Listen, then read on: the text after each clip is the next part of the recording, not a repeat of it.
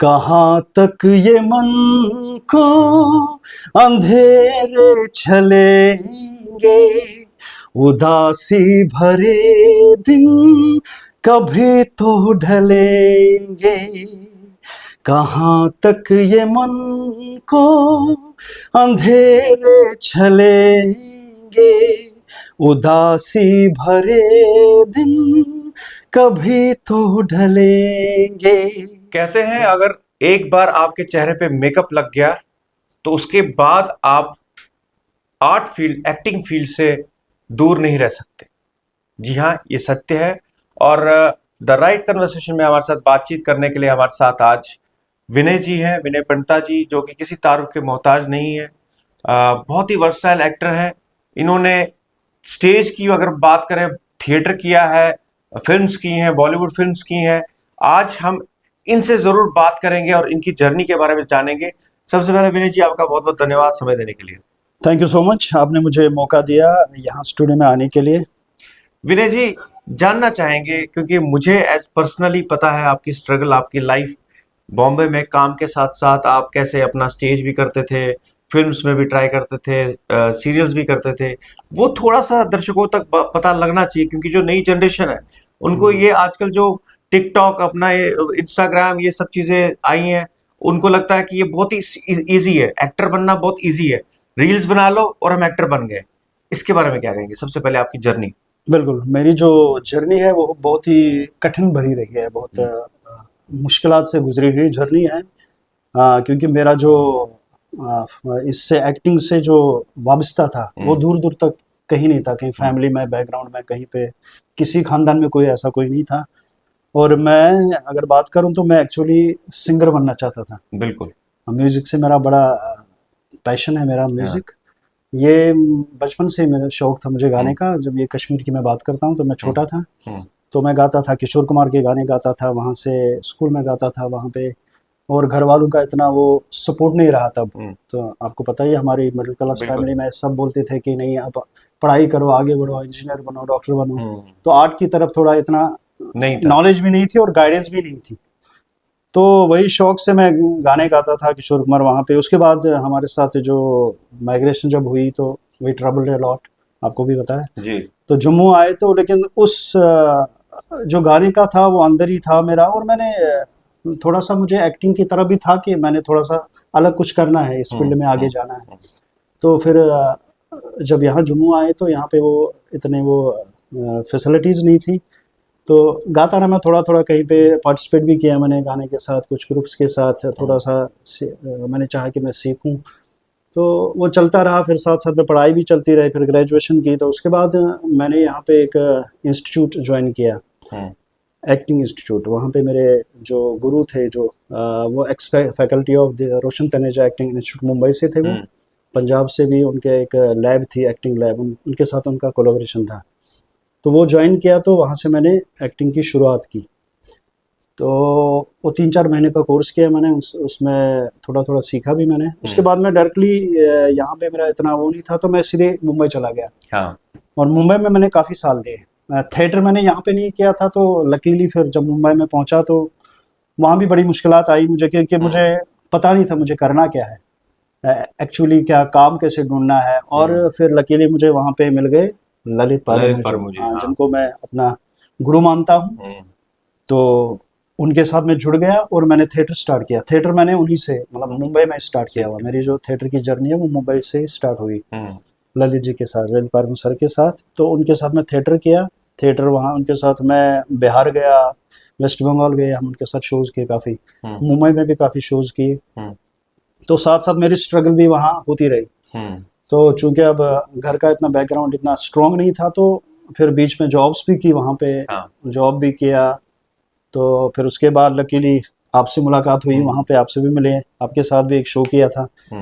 तो उसके बाद मेरे पेरेंट्स के एक्सपायर हुए तो मुझे इमरजेंसी वापस आना पड़ा यहाँ जम्मू में। तो उसके बाद मैं जा नहीं पाया, ऐसे कुछ सर्कमस्टेंसेस हो गए कि मैं वापस जा नहीं पाया, क्योंकि मेरा एक वो ट्रैक बना था वहाँ पे।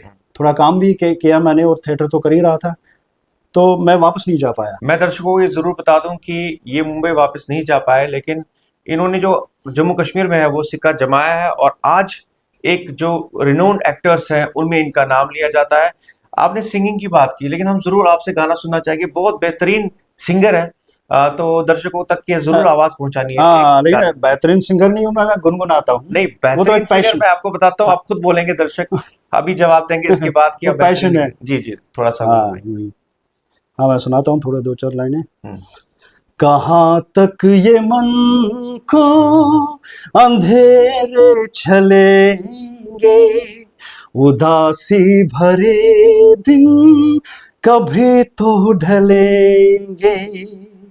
कहाँ तक ये मन को अंधेरे चलेंगे, उदासी भरे दिन कभी तो ढलेंगे। उदासी भरे दिन कभी तो ढलेंगे। बहुत बढ़िया, बहुत बढ़िया। और मुझे लगता है हमारे दर्शकों ने भी ये जज कर ही लिया होगा कि कितने बेहतरीन सिंगर हैं। विनय जी, हम जानना चाहेंगे कि आपकी थिएटर की जो जर्नी है, क्योंकि स्टेज में हमने रिसेंटली एक प्ले किया था कुछ महीने पहले, रोमुत भट्ट, हाँ और बिल्कुल। मुझे अभी भी याद है कि आपको ढूंढते ढूंढते लोग आपके पास आए और उन्होंने आपकी सराहना की, आपके काम की सराहना की।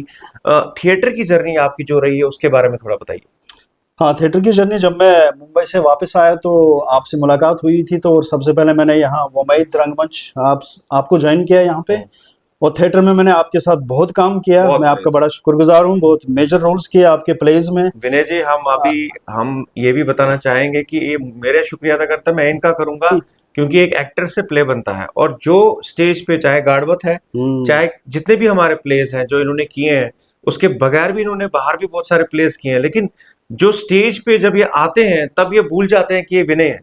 उस टाइम पे वो कैरेक्टर, चाहे कन्यालाल का कैरेक्टर हो, जितने भी हम्म। कैरेक्टर आपने प्ले किए हैं, जरूर उसके बारे में बताइए। बिल्कुल, बहुत ही अच्छा एक्सपीरियंस रहा वो। गाड़वत में मैंने मेजर रोल किया था। कन्हैयालाल का बहुत कॉमेडी प्लेयर था बहुत। और अपने राकेश रोशन भट्ट साहब के जितने भी प्ले हैं जो जो हाँ। लिखे हैं, तो शायद ही जब वो स्क्रिप्ट देखता था मैं, तो मुझे शायद याद करने की ज़रूरत नहीं पड़ती थी, इतने लवली स्क्रिप्ट है वो। और हर कोई, मतलब कंप्लीट एक स्क्रिप्ट होता है, उसमें बहुत सारी चीज़ें जुड़ी जुड़ी होती थी। हर फील्ड, वो कोई भी फील्ड नहीं छोड़ते उसमें, जो जो राकेश रोशन भट्ट साहब के प्लेज में होती थी। और मैं थिएटर की जर्नी की बात करूंगा, जब मैं वापस आया तो मैंने इस जर्नी को छोड़ा नहीं, मैंने इसको बिल्कुल। बनाए रखा। मैंने फिर से स्टार्ट किया यहाँ पे, आपको ज्वाइन किया, उसके बाद रास्ते बनते गए, बनते ही मैं बिल्कुल। आगे बढ़ता गया। हम्म। रवि केमू सर, उनका भी नाम मैं ज़रूर लेना चाहूँगा, उनके साथ भी बहुत काम किया मैंने। और भी मुश्ताक साहब अपने स्वर्गीय, हाँ बिल्कुल। उनको नमन है, उनके साथ भी काम किया मैंने। और भी बहुत सारे फ्रीलांस में बहुत काम किया मैंने। जी टीवी जी। में बात की, सिनेमा में किया मैंने। एक विदु विनोद चोपड़ा साहब की मूवी की थी, जी बिल्कुल। शिकारा, उसमें शिकारा में आपका एक अहम कैरेक्टर छोटा सा दिखता है, रोल हाँ, था, बट लेकिन ठीक है, बड़ा बहुत अच्छा अहम एक्सपीरियंस रहा। कैरेक्टर आपका और उसमें दिखता है। थिएटर मैंने बहुत किया, वो तो आप थिएटर बहुत जानते ही किया। हैं। इनफैक्ट मैं दर्शकों को बता दूं कि बहुत जल्द ये रोमुत भट्ट प्ले जो है वो जम्मू से बाहर भी जा रहा है, पूना में हो रहा है। हम्म। उसकी भी हम लोग आपको अपडेट देते रहेंगे। विनय जी, जो आजकल का यूथ है, क्योंकि हम अब यूथ के ऊपर बात करेंगे, शॉर्टकट्स बहुत ज्यादा ढूंढ रहे हैं।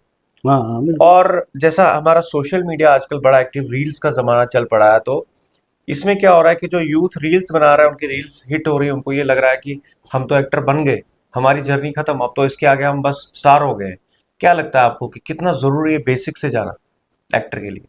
बहुत ज़रूरी है एक्चुअली। ये कोविड में ऐसा हुआ कि कोविड जब आया तो उस टाइम लोग बहुत काम नहीं था, घर में थे, तो सबने कैमरा उठा लिए। हम्म।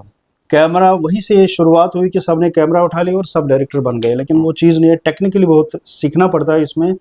और रील्स की बात करें तो वो हम कोई भी गाना हो और उसमें लिपसिंग करते हैं, तो बहुत सारे लोग उसमें परफेक्शन भी ला होती है, हाँ। क्योंकि एक अच्छा प्लेटफॉर्म है सोशल मीडिया, इसके थ्रू भी हम आगे बढ़ सकते हैं। लेकिन जो बेसिक जो है, बेसिक तो बहुत ज़रूरी है, वो हर फील्ड में बेसिक। जब तक हम बेसिक टेक्निक्स नहीं सीखे, चाहे वो म्यूज़िक हो, चाहे वो एक्टिंग हो, या कोई भी ऐसा फील्ड हो, बेसिक बहुत ज़रूरी सीखना है, जी। बेसिक्स। तो फ्यूचर प्लान्स क्या हैं विनय जी आपके? क्योंकि थिएटर तो आप कर ही रहे हैं, इसके साथ साथ कुछ और चीजें आपके साथ हैं लाइफ में जुड़ी हुई? बिल्कुल, अभी कुछ महीने पहले मैंने एक फ़िल्म की थी, बॉलीवुड की है, ड्रग्स एंड कश्मीर। हम्म। उसका फर्स्ट शेड्यूल शूट हुआ कश्मीर में, अभी उसका सेकंड शेड्यूल भी शायद होने वाला, मुंबई में ही शायद होगा, हम्म। नवंबर के महीने में।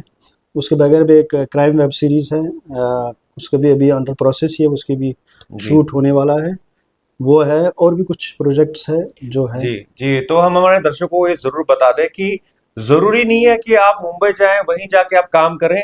एग्जाम्पल आपके सामने विनय जी जम्मू में बैठ के भी बॉम्बे से इनको ऑफर आते हैं, वो काम ये कर रहे हैं। साथ साथ में ये भी बता दूं, हमारे स्वर्गीय मुश्ताक काक जी जिन्होंने बॉलीवुड की बड़ी से बड़ी फिल्में की हैं, और उन्हें भी जम्मू में बैठ के, मैं उनको हमेशा बोलता था विनय जी कि सर आप मुंबई में शिफ्ट क्यों नहीं हो जाते, वहां बैठ के क्यों नहीं करते? कहते मुंबई हाँ मेरे पास आएगा।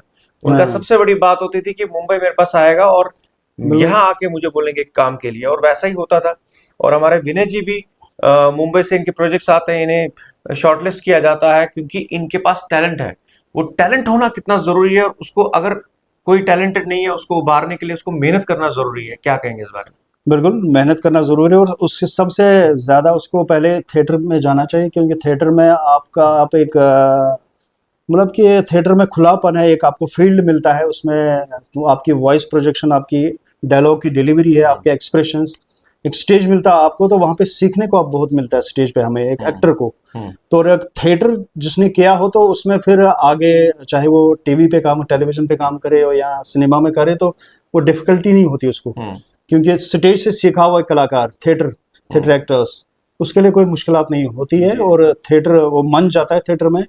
और वही मैं सबको, जो आज की जनरेशन है उसको, मैं यही मैसेज है मेरा कि शॉर्टकट्स मत ढूंढिए आप इसमें, मेहनत आप बेसिक से शुरू कीजिए, आगे बढ़िए इसमें। ये नहीं कि बस मैंने आज एक प्ले कर दिया तो रातों रात में स्टार बन गया। जी जी जी। तो बेसिक सीखना बहुत ज़रूरी है। बेसिक सीखना बहुत जरूरी है।